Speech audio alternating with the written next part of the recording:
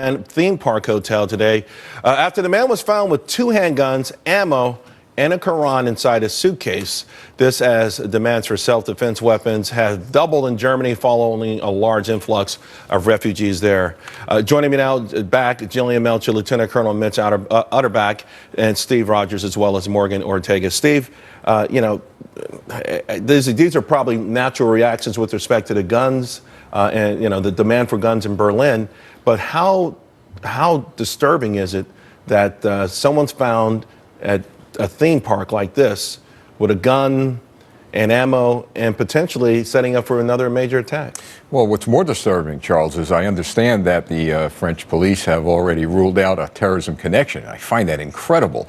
Knowing the amount of work, investigative work that goes into things like this would lead one to believe that they're going to leave the door open for that. So I'm sure you're going to see Interpol involved, the FBI, military intelligence, and other sources, intelligence sources involved. Well, in Cologne, they initially rolled out the New Year's Eve thing. They say, hell no, that wasn't immigrant. That was just a... And of course, the police chief lost his job. The mayor, a woman, by the way, who looked really ridiculous, telling women maybe it was your behavior suggesting that. So to your point, Steve, I think it's ludicrous that they would rule this out so quickly. It's political correctness gone mad. Listen, this has been festering in Europe for a long time. In 2008, when I was at the Treasury Department, I was covering and watching these guys in Europe, and I knew that this was eventually going to bite them in the you-know-what. And it really has. It's really pathetic immigration policies, the lack of any sort of integration into European society. It's came home to roost here. I mean, this stuff has not been going on. It has been going on for a long time. I'm not surprised by it. Now but being politically correct is not going to solve it. We're seeing worst case scenarios. Being politically correct, let it fester.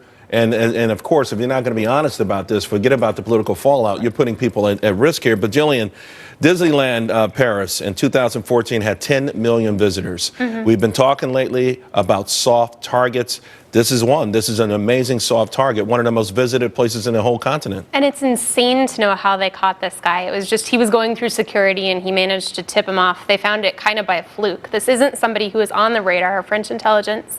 And that's one thing that I'm going to be looking at in the coming days. You know, was this guy active on social media? Had he left France and gone to Syria or the Middle East somewhere? I think we're seeing this guy is a French national. There are a lot of questions about him right now. With the German gun thing, though, they can't even buy guns. I mean, these are permits that they're putting in for tasers, for guns that shoot tear gas. That's the most European thing ever. Right. And I think you do see the people feeling not safe because there are 300 applications in for them just in the last month.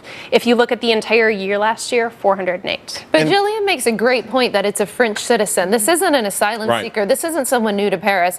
Europe has a problem with homegrown terrorism, with people with European passports that can go through the continent as they will. Well, you know what? And speaking of seeing this coming, this is being an economic show too. This goes back to a low birth rate, socialist tendencies and economic policies. That's a hell of a 1-2 combination because you've got no one in the pipeline. So they're almost in a position where they must take in people. They must take them in in order to try to keep their economies alive. And it's barely working because they're not taking in a whole lot of skilled people. And here's the thing, in Paris, a lot of folks don't realize the state of emergency is still in place, Mitch.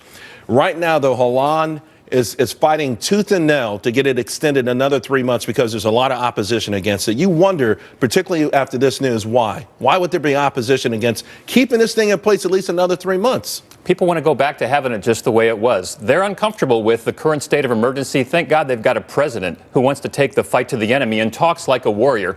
France has a president that talks like a warrior. And I want to go back to the Disney thing. Disney is one of the most prominent Western targets in France. To me, this was an operative recruited potentially on social media, highly compartmentalized, just asked, hey, carry a small handgun, some .32 caliber ammo, see what happens.